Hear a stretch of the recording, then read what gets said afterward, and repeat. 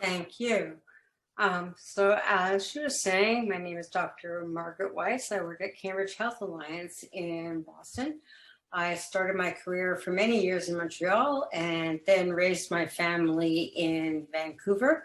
ADHD has been my passion throughout my career, and you can't really study or help patients with ADHD unless you also know something about sleep, and that's what I'm going to talk about today. So these are my disclosures. I have spoken for various advisory boards and in various countries. I receive royalties for a measure that I created to look at functioning in children and adults with ADHD, and also for the book that was mentioned. And what we're going to do today is we're going to look at sleep and ADHD, and I'm going to try and explain to you more about what sleep is, sleep disorders, and why they're so important in ADHD, how to understand and assess them, and what we know about treatment. I'm going to start by just showing you an image for those of you who are interested on a book on sleep and ADHD, which came out recently, which is really a state-of-the-art summary. It's not written for patients, but it's easy to understand, and I think it's a very useful resource. So looking at sleep and ADHD, the first thing to understand is, for reasons we don't totally comprehend, ADHD is a 24-hour disorder. The same things that we see in children and adults during the day, hypermotricity, the difficulty settling, are also present at night, as a result of which the vast majority of ADHD children will have a sleep disorder. And that sleep disorder may manifest as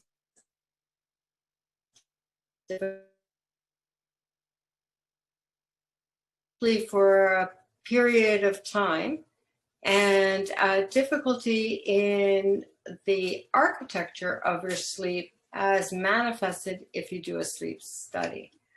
However, there are two disorders that are particularly important. The first one is not written here, but I think it's important to understand, is night-to-night variability. What that means is that you fall asleep at one time on one night and a different time on another night. That's very typical, for example, for adolescents. Adolescents will sleep until 2 in the afternoon on a Saturday and go to bed very, very late, but then have to be up very early in the morning during the week. And so there's a phase shift in their sleep from the day to the night. And that in itself causes problems.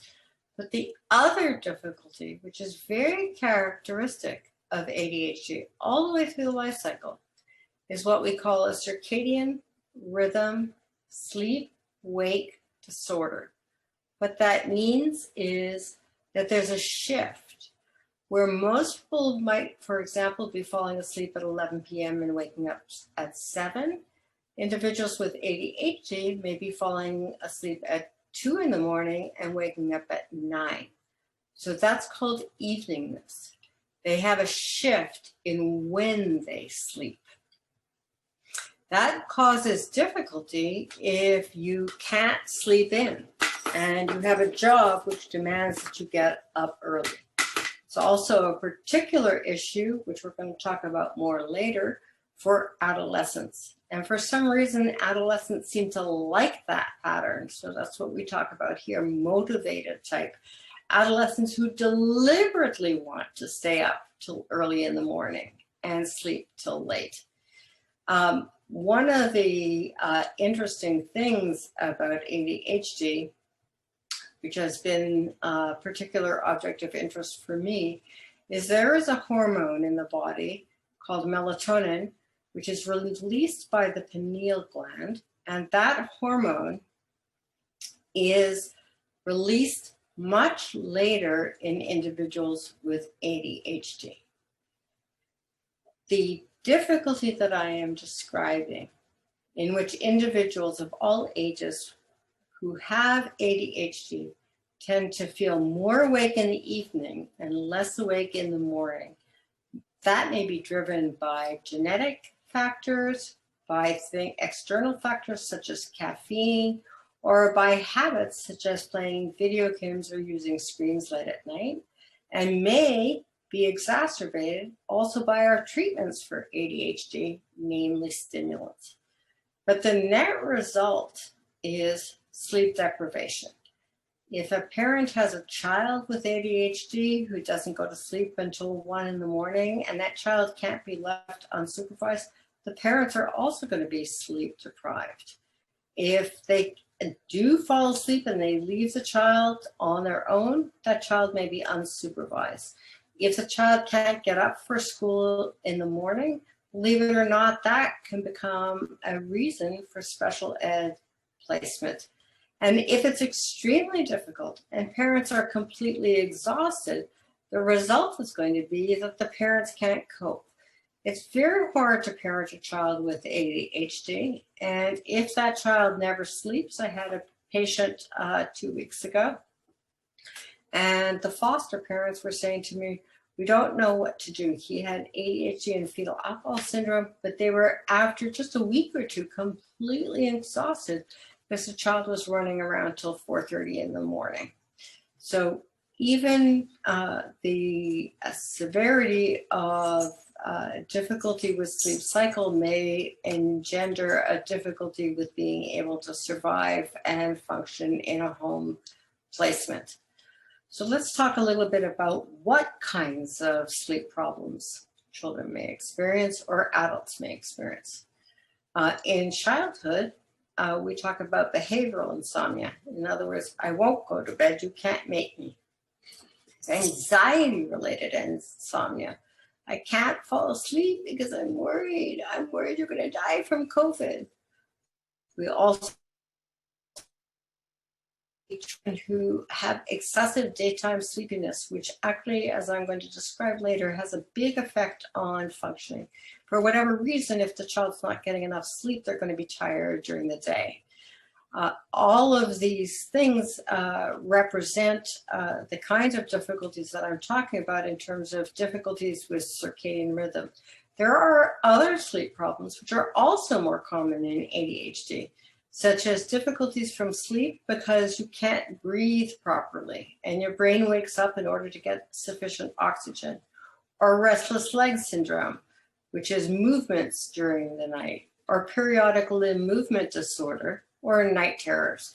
So all sleep disorders have excess in ADHD patients, but in particular, I think the ones that are most important and the ones that we can help the most are the circadian rhythm sleep disorders. So when we look at sleep in children, we have to understand how important sleep is. Sleep is critical to maturation, to processing information, to memory, to learning, to organizing, to quality of life, to family functioning, and to health. There's almost nothing that isn't affected by having a good night's sleep. And although we know that the vast majority of children and adults with ADHD are having sleep problems, you can see here that this is not what they're presenting to the primary care doctor. They're not telling the family doctor or the pediatrician they're having as much difficulty as they are with sleep. This problem is not only present in children, it's present in adolescents and young adults. And if you have ADHD, it's actually a predictor that you will not only have problems with sleep early on, but if you've had sleep problems and ADHD as a child, the likelihood is that you're going to have insomnia later on at age 18 as well. In adolescence, one of the things about adolescence is that intrinsic in that phase of development is a difficulty with a biological tendency, independent of the ADHD, found in all adolescents, towards wanting to do more in the evening and less in the morning. In other words, a phase shift to going to bed later and waking up later. What I typically see in adolescents is that they stay up very late, as I said, on the weekends, and then they have to phase adjust during the week. So adolescents have more sleep problems in general, and ADHD adolescents have even more sleep problems than other adolescents. And the sleep problems are not just with the onset of sleep, but with the efficiency of sleep and also being tired during the day. So there are many factors that are contributing to that difficulty with sleep. Right now, we see lots of problems with alcohol. One of the #1 reasons for use of marijuana in adolescents with ADHD is to put them to sleep, to settle their brain, to calm the craziness of their thinking, and to fall asleep. I'm not saying that marijuana is good for ADHD. I'm saying that because marijuana increases appetite and helps you fall asleep, it's one of the reasons that people, especially in adolescents, are drawn to it. Other sleep problems include difficulty with scheduling, screen time, uncomfortable sleep environments, and anything that impacts sleep, such as hunger and cold. Perhaps the most serious problem that we have seen emerge over the last decade is the difficulty of electronics, and that is especially being felt right now. As kids have been in online schooling, they're on the computer all day, and they're on computers late at night. The computers have created a virtual social life for them, which means that they are on electronics late in the evening. They're getting fewer hours per week. They have more daytime sleepiness as a result. If they have a television in the room, which they're using to deal with their boredom and to keep them up at night, that's going to increase difficulty with falling asleep and decrease the total sleep time that they get. They are relating to kids more and more virtually, and for reasons I don't completely understand, a lot of virtual communication among my teenagers is happening at night. They're playing games together, girls are FaceTiming with each other, and so they're up all night on screens, and then of course they're very tired during the day. But even for those teenagers for whom that's not a problem, what we are asking children to do right now, which is all of their learning online, I think is an extremely difficult challenge for most kids. And as the work increases, and there's no schedule for school, there's no structure for school, there's no reason to wake up in the morning, electronics for homework late at night has become much more common.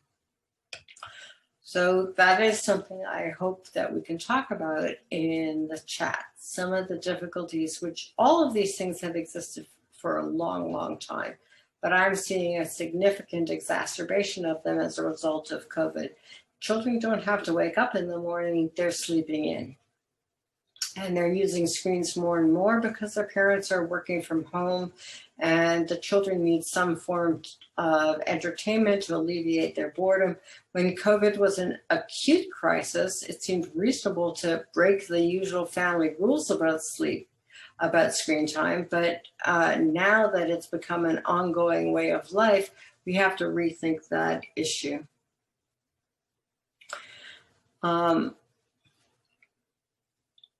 I want to give you a website which is specific to that issue, sleeponitcanada.ca, how to encourage good sleep habits for your children during COVID-19. And one of the things that I have seen during COVID is it's the families that can provide much more structure and schedule and even space for sleep, separate from space for play, separate from space for work that can make a difference. So let's see what the patients say to me when they come in for their ADHD assessments. The most common thing that I've heard from children, which I think is very characteristic of what happens to children with ADHD, I can't turn my thoughts off. Another characteristic is, as you know, children with ADHD and adults with ADHD find it boring to wait to fall asleep. Sleep is an attention-demanding activity. You have to, first of all, get ready for bed. Then you have to get into the bed. Then you have to turn off your thoughts and wait for sleep to fall on you. And all of that is extremely difficult if you have ADHD, which may explain why sleep problems are so common. And why so many individuals with ADHD end up staying up late, and then they get into their hyperfocus. They do something really interesting, and it's actually then 3 in the morning before they fall asleep. Some of the things about ADHD and families that are worth thinking about is, the first thing is that as any of you know who are parents of an ADHD child, it's tremendously hard work. And one of the thoughts that parents sometimes have is, I have to make sure my child gets a good night's sleep. So they put the child to sleep early. And by putting the child to sleep early, they're thinking that they're giving the child a good night's sleep, but they may be putting the child to sleep before that child is actually ready for sleep. And sometimes they're doing that because they themselves are exhausted. It's not a good idea to use sleep as a babysitter. And oftentimes the amount of sleep that children with ADHD need is actually less than what is usually expected. It's quite important to make sure that by the time your child is ready to sleep, had time to wind down, and that they have gone to bed at a time that's appropriate for them in terms of falling asleep. Another thing that is really, really interesting is that it is very confusing, both for parents and for scientists, that although children with ADHD look like they're overstimulated, they look hyperactive, when we actually test them in the lab with a mean latency sleep onset test, we find that overtired children actually can become hyper. So some of you who have experienced children who are not ADHD know that when we see a child being really wild and crazy and silly, we say, oh, he's overtired. That may actually be a very typical state for children with ADHD. Another thing that's very common is ADHD is often a multiplex disorder. That means it exists in multiple people in the family. There may be 2 children, or there may be a child and a parent, or there may be 2 children and 2 parents. And as a result, they may all have a sleep difficulty. Sleep is very much a family affair.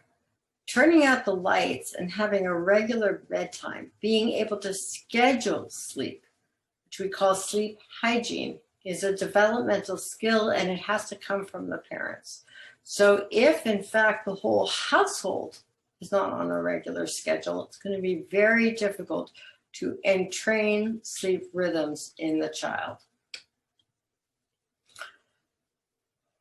When I was first studying ADHD, one of the criteria at that time, I think this goes back as far as DSM-3, was to ask about whether or not a child was a restless sleeper. So at that time, even in the diagnostic criteria for ADHD, being a restless sleeper was one of the symptoms that we considered specific to ADHD.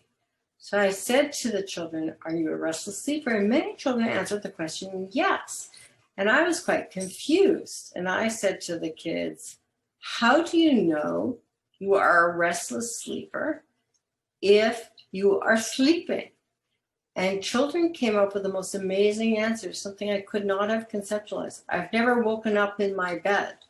In one of my sleep studies on melatonin, one of the children said to me that he lost the actigraph that we use to measure sleep onset and sleep waking. I said, where did you lose it? And he said, in the rabbit patch. And I said, what are you doing in the rabbit patch in the middle of the night? He said, I'm always out and about all night. So that level of activity is very characteristic of sleep patterns in ADHD. Not always to that extreme, but certainly higher motricity at night is very characteristic of sleep in ADHD. When we try and treat that, when we get kids and families on a schedule where they're going to sleep at the same time every night and they're waking up at the same time every morning, sleep improves, and it improves around the whole family, the parents, and as one family said, yes, even the dog is sleeping. Another family said to me, yes, Dr. Weiss, even the goldfish are sleeping. So what I'm going to show you here, because the rhythm of sleep, the time you go to sleep and the time you wake up from sleep is so important, being able to look at your sleep with a sleep diary or some kind of measure of sleep becomes very important to understanding what your directions are.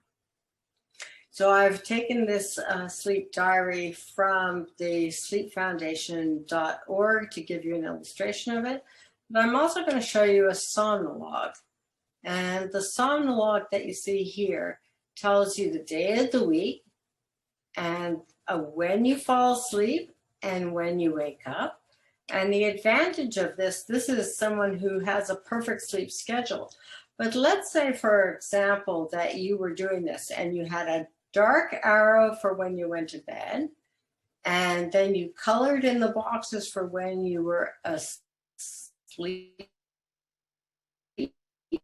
and then you put an up arrow for when you woke up. If this person had, in fact, let's say, for example, been a teenager and had fallen asleep at 2 a.m., he would be sleeping in much later. And if you sleep in, for example, till 2 in the afternoon on Sunday, you're not going to fall asleep at 9 p.m. to be able to shift your schedule back to go to school in the morning. And that's where the difficulty lies for many of our teenagers. When we are assessing sleep problems, we like the acronym developed by Judy Odens, who's one of the great sleep experts, called BEARS.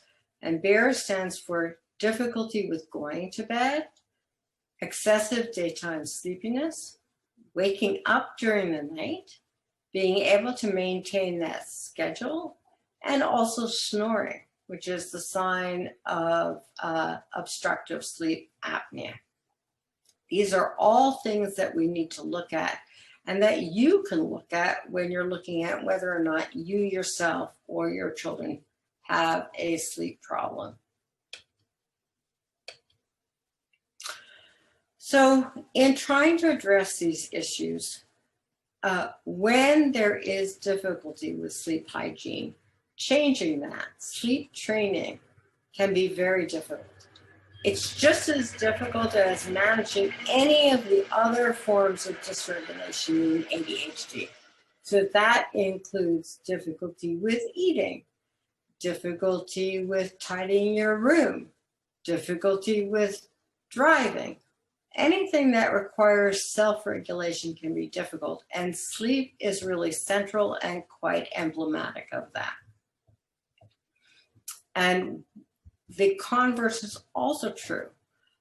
If I have successfully trained a child or a family to have a good schedule for sleep, it's remarkable to me how much everything else gets better. The other thing that's important to understand is most of us have the misconception that if we want to have a good sleep schedule, what we need to do is to go to bed early. But you can't go to bed early and fall asleep if you haven't built up a sleep debt. So if you want to change when you sleep, so you want to change when you sleep from 2 in the morning till 9 in the morning to 11 p.m. to 7 p.m., the way that you shift sleep is by changing when you wake up in the morning. You can't just go to bed early when you're not tired. You have to build a sleep debt by waking up early in the morning. And as I mentioned before, because sleep is a family problem, if parents aren't on a good sleep schedule, they're not going to be able to set their children up to have a good sleep schedule. So in many of my ADHD families, one of the parents and the children are playing on games all night. It's a family affair. For adolescents, we also have another problem, which is adolescence is a time of rebellion. So when you say to adolescents, I want you to go to sleep at 10 and I want you to wake up at 6, they will sometimes respond by saying, you can't tell me what to do anymore. So in training those kinds of sleep rhythms early and making them habitual, right from the time a child is 3 to 6 to 9 to 12, is really important in terms of them being able to keep that pattern for themselves when they can make their own choices in adolescence. In our society, there is a very strong feeling that co-sleeping, meaning having children and parents in the bed together, is not a good thing. I actually have ambivalence about that because so many of my patients do have some time in bed with their parents. I'm not sure that it's always harmful. And in fact, there are many societies where there isn't more than one bed and it's the routine. So I think there are many components to what goes on in sleep in a family, some of which are complex, and some of our rules need to be sensitive to the needs of specific families and individualized. So if we do all the things I said and we provide intervention for sleep that's family-based, that's intensive, that's individualized, that sets up a sleep schedule, we will see improvement in sleep. And when we see improvement in sleep, we'll see likely some improvement in well-being, because sleep impacts every aspect of life, as I mentioned before, quality of life, friendships, learning, and everything else. And also affects, especially in adolescence, even brain development. So ADHD, as I've mentioned, impairs sleep, and we could think about some of the reasons why this might be the case. ADHD is associated with dysregulation, difficulty with everything, with eating, with exercise. As I said, sleep is an attention-demanding activity. It's just as bad as homework. It's difficult to go to bed. It's difficult to wait to fall asleep because it's boring. It's difficult to quiet your own thoughts. And it requires some degree of organization. And it's an entrained developmental skill, which means that parents need to help children learn how to fall asleep. One of the concepts of sleep specialists that I particularly like is called the Zeitgeber. Zeitgeber means time giver. It's that thing that you associate with falling asleep. For me, I always read a novel before I fall asleep. When I read a novel, I just nod off. For other people, it may be listening to music. For other people, it may be story time. For other people, it may be a snack, but there may be an association to a particular trigger for sleep that someone always associates with falling asleep, and that can be quite critical for setting up good sleep habits. So what is sleep hygiene? Sleep hygiene means things that we tell people to do that will help them with their sleep patterns. The first thing is a sleep schedule. And as I said, the most important part of that schedule is when you wake up in the morning. The second thing is to set up that Zeitgeber, to have some kind of ritual around your falling asleep. The third thing is all the other things that are associated with good life skills: exercise, sound diet, and a reasonable space to sleep in.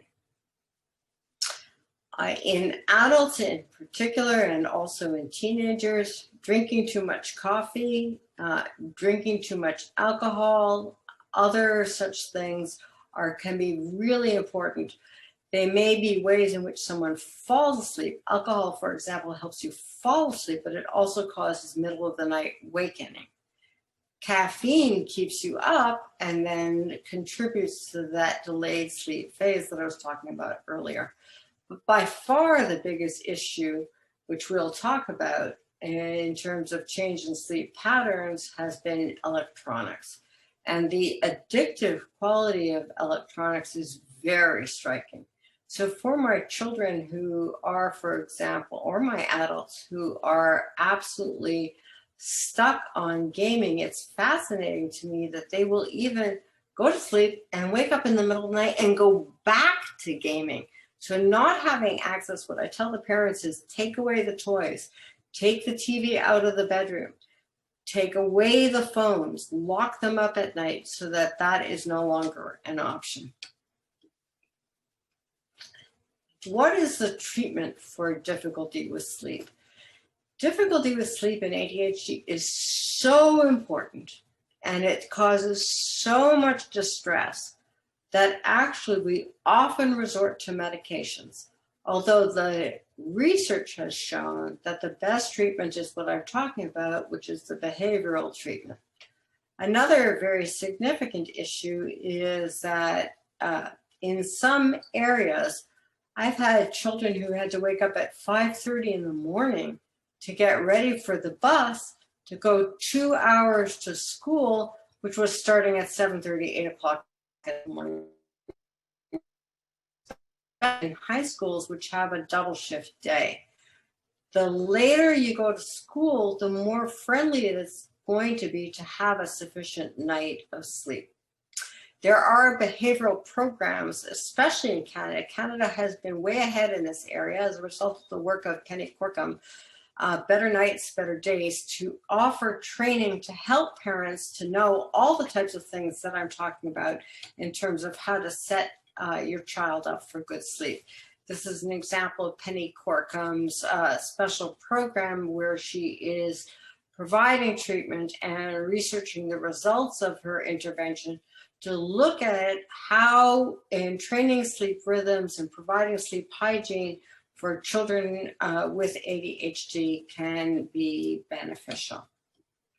So that's available not only as a research program, but also available in terms of a manual. There are also a lot of websites that you can see here, and you can I just got this off the internet. There is a lot of information on sleep at the American Academy of Sleep Medicine, the Canadian Sleep Society, the National Sleep Foundation, Sleep for Kids. There's all kinds of websites that are devoted to patient education and resources around sleep. There are also a lot of apps. So you can see here an app for adults, which is based on what's called cognitive behavior therapy for insomnia. And this is providing easy access to something that's actually kind of hard to get. There are not a lot of people that can access sleep specialists or sleep clinics. So this is cognitive behavior therapy for insomnia. And it's a weekly guided training program that helps individuals know how to sleep, what's going to help them with sleep, how to track their sleep, and how to look at the success of their sleep outcome.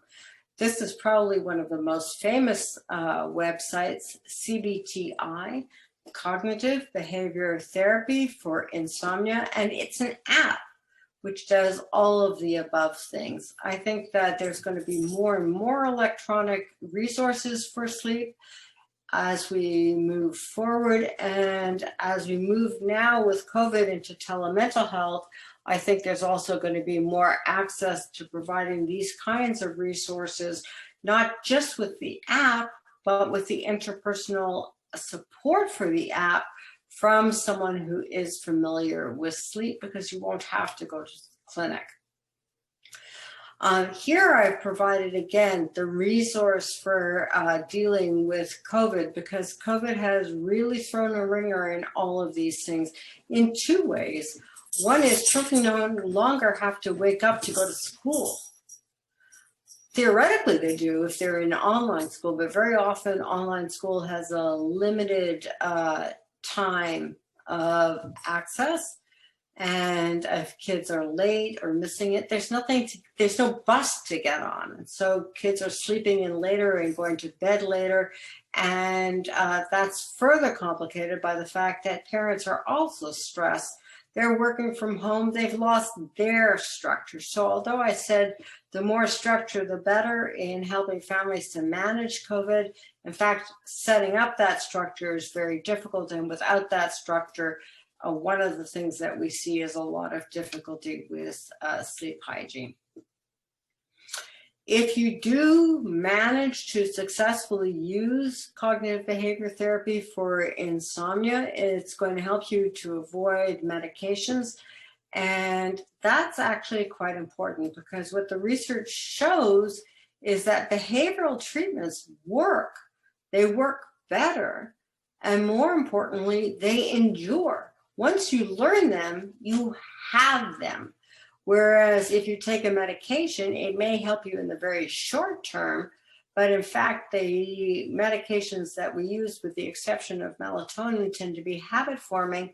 And in the long run, they don't work as well as behavioral interventions. So I mentioned that the most significant exception to this is melatonin. And there's an awful lot to know about melatonin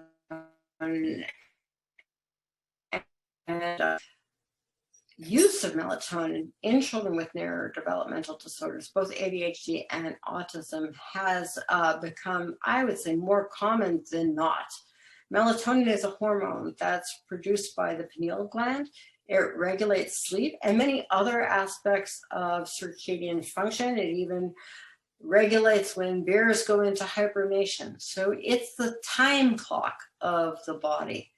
These days, you can get melatonin in any format. You can get it as a pill, as a wafer, as a gummy bear, as a liquid.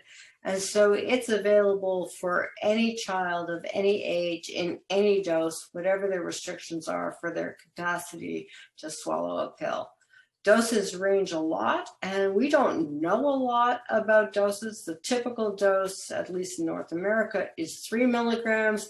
A higher dose would be 6 milligrams, but actually some of the children that I have with neurodevelopmental disorders take much higher doses, and I have seen very little in terms of negative side effects from that. What melatonin does is it significantly decreases the time that it takes to fall asleep and improves the duration of sleep. And what's really interesting about this is, as opposed to the drugs that I mentioned that are hypnotics or sleeping pills, which become habit forming and work less effectively with time, you get tolerated to them, that's not true for melatonin. There are a significant number of individuals who benefit from melatonin, stay on melatonin for years, and continue to benefit, which is why they keep taking it. It can have side effects, although this is one drug which, when we studied it, was the only time I ever did a study where there were more side effects in the placebo than in the drug group. And I rarely have patient complaints of side effects. So obviously it causes drowsiness because it helps you fall asleep. But some patients occasionally have complained that they feel like they have a morning hangover, but it really is the exception. It also can cause vivid dreams. And some reports say that it causes headache or dizziness, but I have not actually seen that. There are many other medications that because sleep is so problematic, and because we don't have the skills to provide the kind of behavioral treatment that I'm describing, the reality is that many individuals, especially those on stimulants, which further increase the difficulties some children have with falling asleep, we end up using other medications. So Benadryl, clonidine, trazodone, mirtazapine, prazosin is used for nightmares. These medications are being very widely prescribed for children and adults with ADHD. So in conclusion then, sleep and ADHD coexist. Sleep makes it much more difficult to control your inhibition and to pay attention. And ADHD, by virtue of the fact that it's dysregulating and disorganizing, makes it much more difficult to fall asleep. So this is a bit of a vicious circle. If you treat ADHD, the ADHD will get better, but the sleep won't necessarily get better as a result. And if you treat the sleep problem, the ADHD may get a little bit better, but likely the ADHD will still need full treatment. So the reality is, this is a 24-hour disorder, but you have to treat it both at night and during the day. If you have somebody who is now able to manage their attention and hyperactivity during the day and able to sleep, they're functioning during the day and they're functioning at night, it's going to lead to a significant improvement in functioning. And that's how we get an optimal outcome. So I will stop there to make sure that there is a time for questions. Thank you, Dr. Margaret, for the presentation. We do have a couple of questions that came in, so I will begin asking questions now. So the first question is, have you ever seen sleep-wake disorder in a child as young as 18 months old? Yes. Mm-hmm. And the reality is that individuals with ADHD are often, one of the early signs of ADHD can be difficulty with sleep regulation. So difficulty with sleep, all kinds of difficulty with sleep and all kinds of difficulty with temperament often manifest from a very, very young age.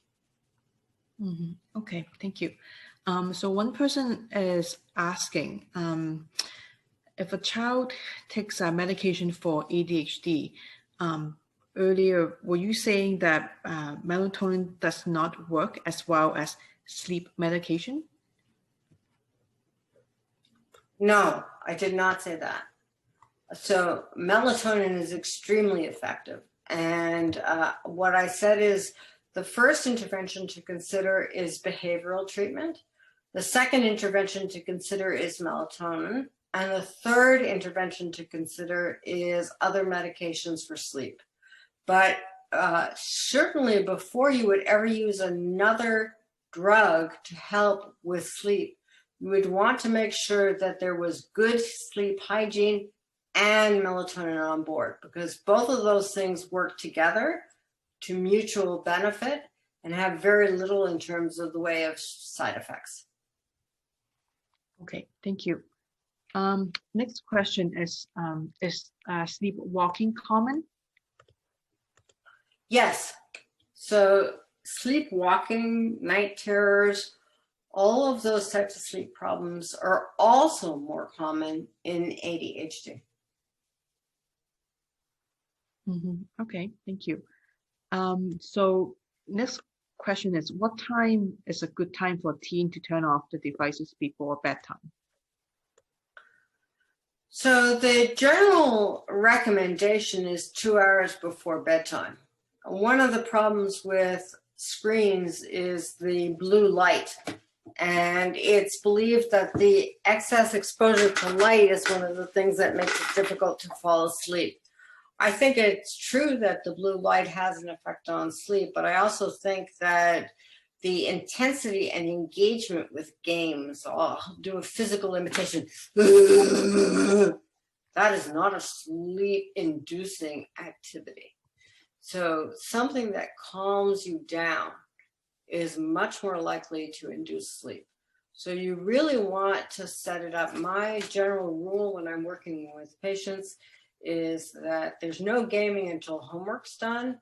And then even when there is gaming, it doesn't go right until bedtime. It probably stops about 2 hours before bedtime, or at least an hour before bedtime, to allow for the child to feel settled, to have another type of activity, to be able to, if they need it, take their melatonin, have a wind down time. Okay, thank you. So the next question is related to interactive metronome and the effects of sleep in a child with ADHD. Have you looked into that this topic, and can you share anything about this? No, I don't know anything about an interactive metronome. Okay, thank you.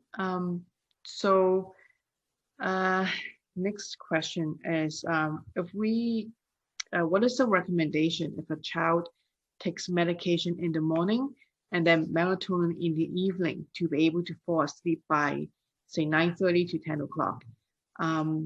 Not giving the child melatonin and let them fall asleep at the natural time, or how much sleep is minimum for a child with ADHD at age 11? Well, at age 11, the normal recommendation is 7 to 9 hours, but I really think that what's important is to find out what works for your child. There are a lot of children out there, though, that are not getting enough sleep. They're very tired.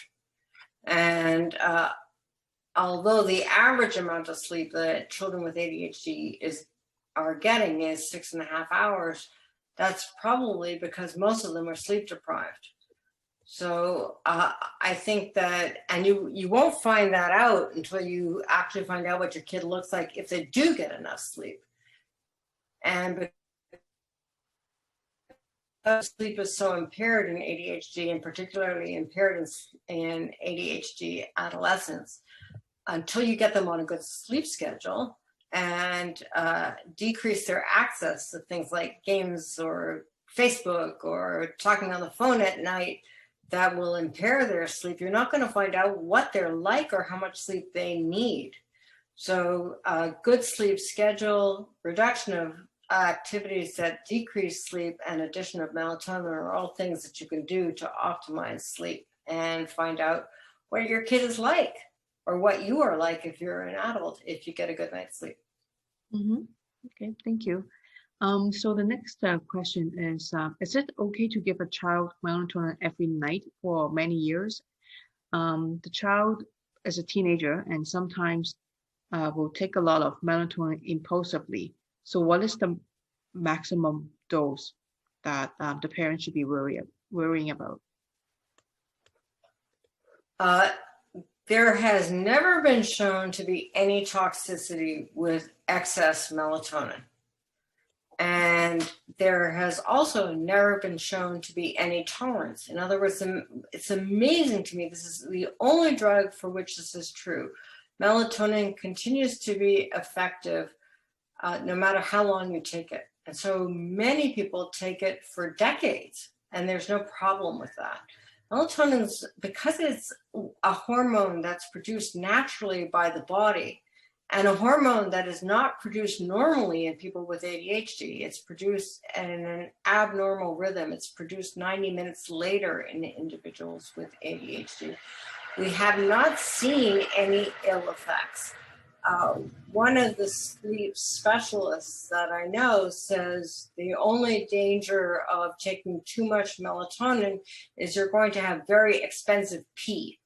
And what she means by that is if you take more, you just pee it out.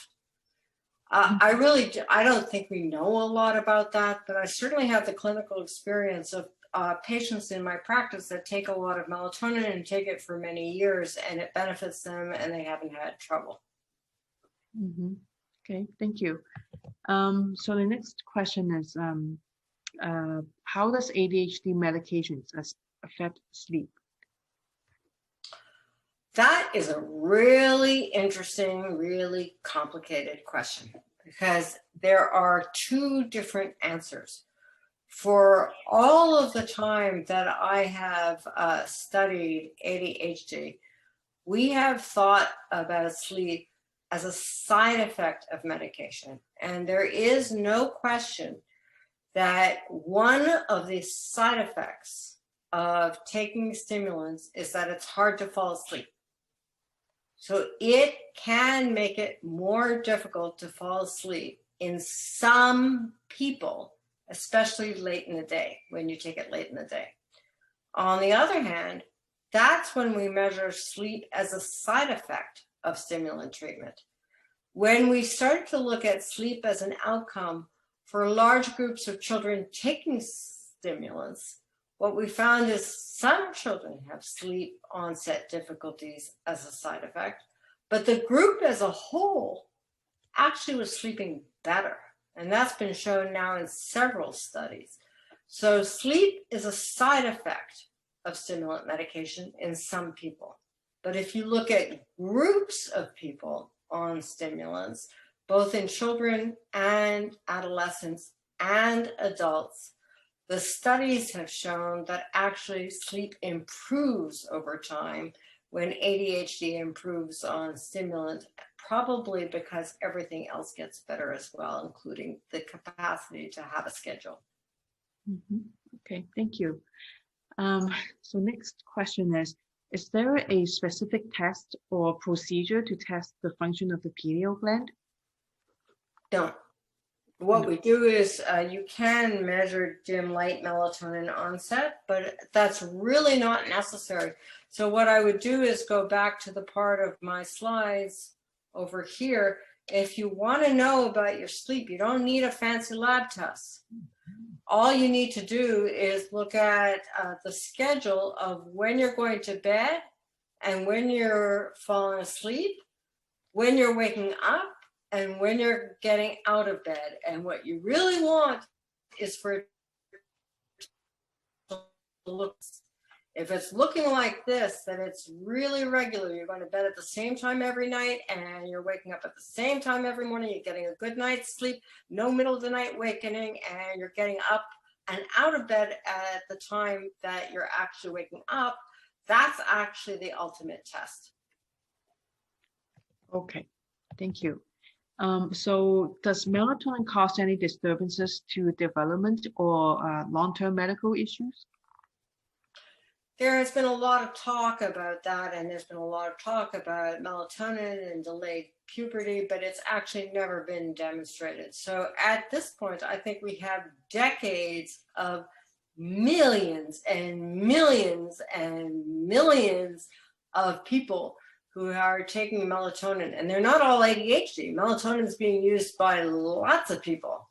And there are now pharmacoepidemiological studies in many populations all over the world showing that melatonin is being used extraordinarily widely in the population at large. And there hasn't been any evidence of any long-term medical side effects. That's a very robust test. So for example, when we develop a new drug, we try to make sure that there are no medical difficulties or no long-term difficulties, but you don't see difficulties until a drug is tested in the population, and nothing has ever been probably as widely used as melatonin and without any evidence of adverse effects.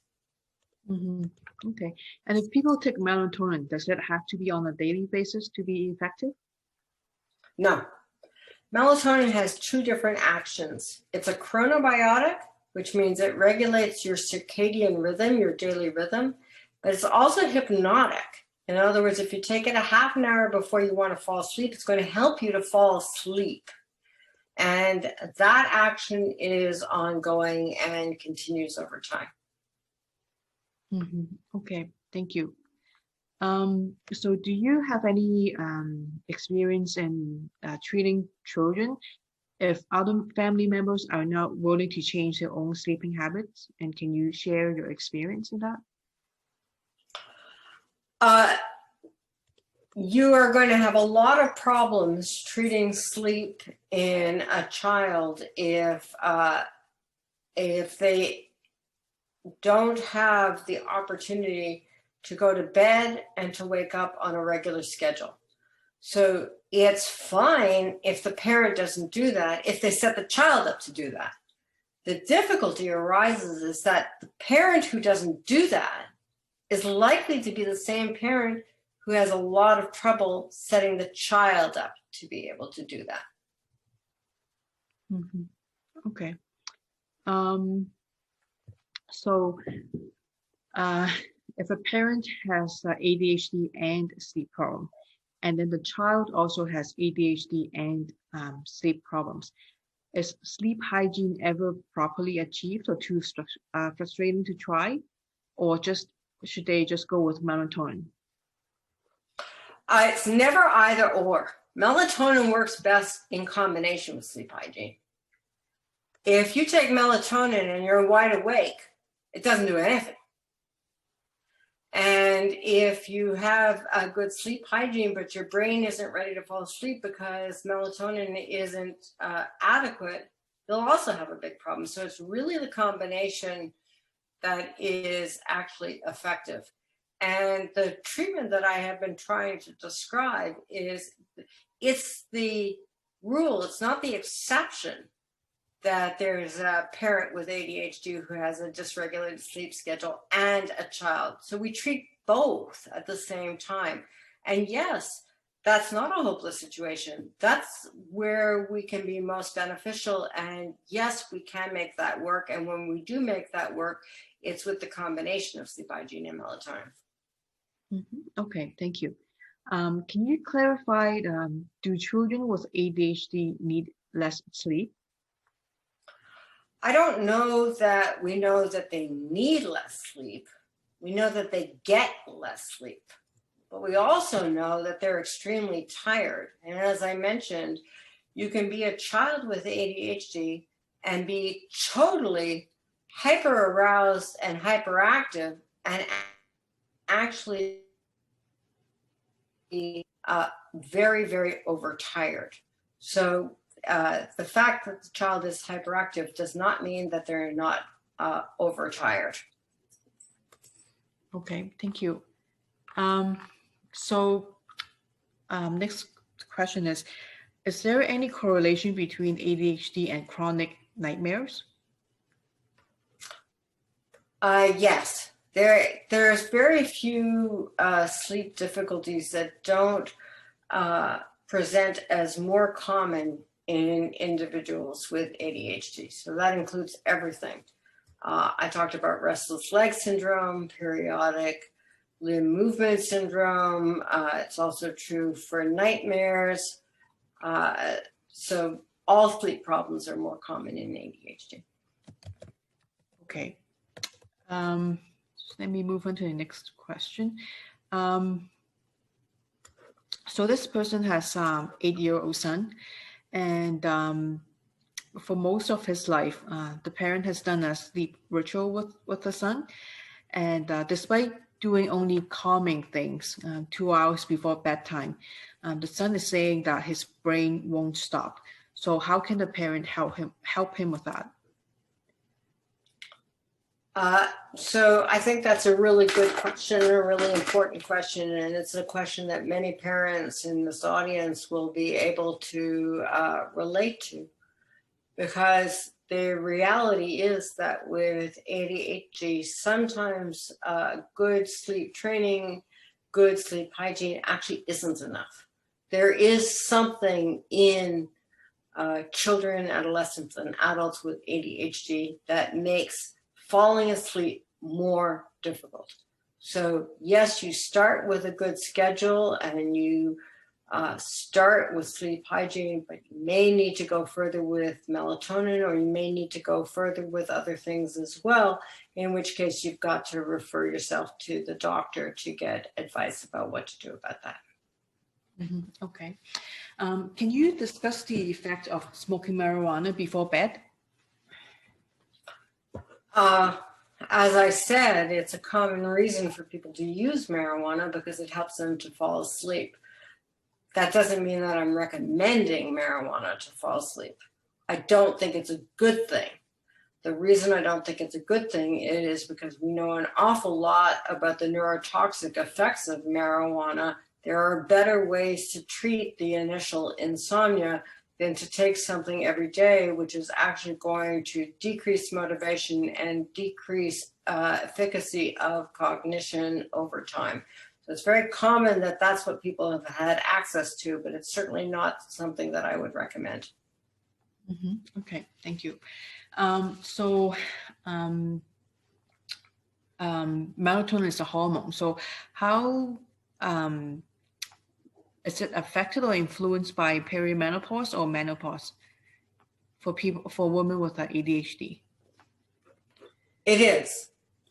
And so is ADHD. So we know a lot about sleep, and sleep becomes very difficult in lots of situations in life. Stress, depression, menopause, pregnancy becomes more and more difficult with age. All of those things have significant impacts on sleep. Okay, thank you.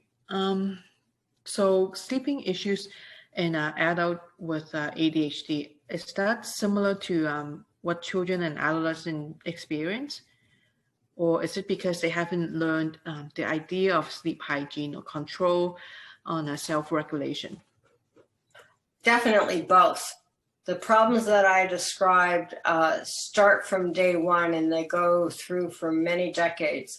So adults with ADHD have the same biological difficulties with sleep that young children do. But they also carry a lifetime of history of not having had satisfying sleep, or the experience of knowing that with particular routines they will fall asleep. So the result is a combination of difficulties that makes sleep very difficult in adults. Thank you. So next question. This person has a son who had anxiety attacks when he tried melatonin, and he's scared to try it again. He said he would take it when he would wake up several times, and his body was very tired, and but his brain was not. Have you heard of children experience this effect? No, I haven't. And I've used an awful lot of melatonin. I've never seen melatonin cause anxiety. So I think that the child is actually anxious about taking a drug. So what I would suggest is the possibility of some kind of way of saying to the child, okay, I'm going to give you melatonin, and instead of giving melatonin, give some kind of mimic placebo, a different liquid, and seeing whether the same effect occurs. Because I don't think it's likely that that's the melatonin. I think that's probably more the child's concern about it. Okay. So this person's son goes to bed at different times, but he always wakes up at the same time every day. So is there a way to keep him sleeping for the times when he has to go to bed later? You don't want to do that. If what's going to happen is if you let him sleep in, he's going to have more night-to-night variability. So the fact that this child is waking up at the same time every morning is probably a good thing. I don't know what is the cause of his having variability when he falls asleep, but you really have to look into that very carefully. If he's doing, let's say, football or hockey or something like that, and he's getting home, I've seen this quite a bit, at 9 p.m. and then he's expected to do his homework, have some dinner, and then fall asleep, that's not a schedule that's going to be conducive to sleep. So I would really want to know what are the patterns? And this is where a sleep log like this one would be effective. What are the patterns for the nights that he's not falling asleep? Are those nights where he's anxious and has a test? Are those nights where he's doing some kind of activity late at night? Is there something else going on? Because most kids who have a regular time to wake up and nothing else that's impeding sleep will develop a normal sleep schedule. Okay, thank you. So this person's son is 8 years old with ADHD and anxiety, and he loves to fall asleep in the parents' bed.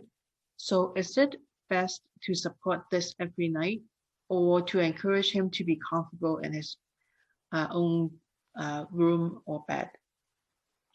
Well, I'm sure the pediatrician is going to tell you that he needs to learn to sleep in his own bed.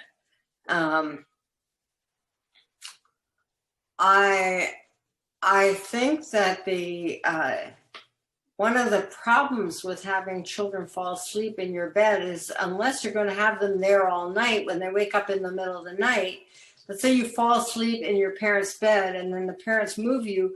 When you wake up in the middle of the night, we usually have a time in the middle of the night when kids do wake up a little bit. They're going to need to get back in the bed to go back to sleep. So most families can't function with the kid in the bed all the time. If your kid's in the bed all the time, that doesn't give you a lot of parent time.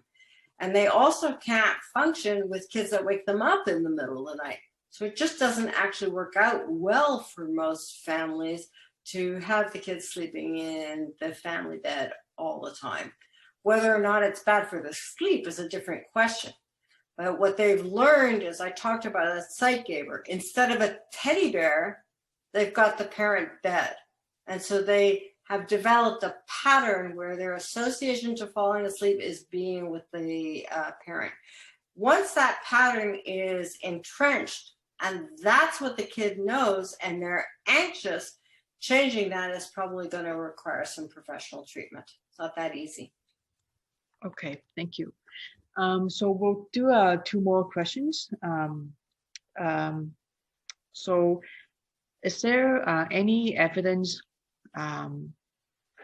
for non-behavioral and non-medication options that to improve sleep in kids with ADHD? So non-medication options such as weighted blankets or compression blankets. Weighted blankets were originally used for autism, but they've been a mixed bag. And so I would be somewhat cautious.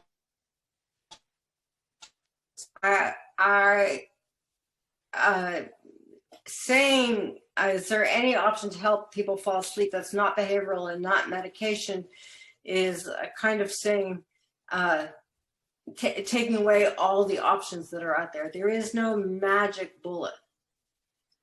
Putting a weighted blanket on a child is not going to, it is a behavioral intervention. It's not going to help them fall asleep if they don't have a regular sleep schedule. Okay, thank you. So the last question is there any correlation between ADHD, sleeping issues, and bedwetting for an 8-year-old? Sorry, I didn't understand. Any correlation between ADHD, sleep issues, and what? Bedwetting for 8-year-olds. Bedwetting, enuresis is the medical term for that. Bedwetting is extremely common in ADHD, especially in boys, and it goes on for a long time. I have seen ADHD adolescent boys who continue to have enuresis. I don't know that that's actually a sleep problem. I think it's a problem in its own right.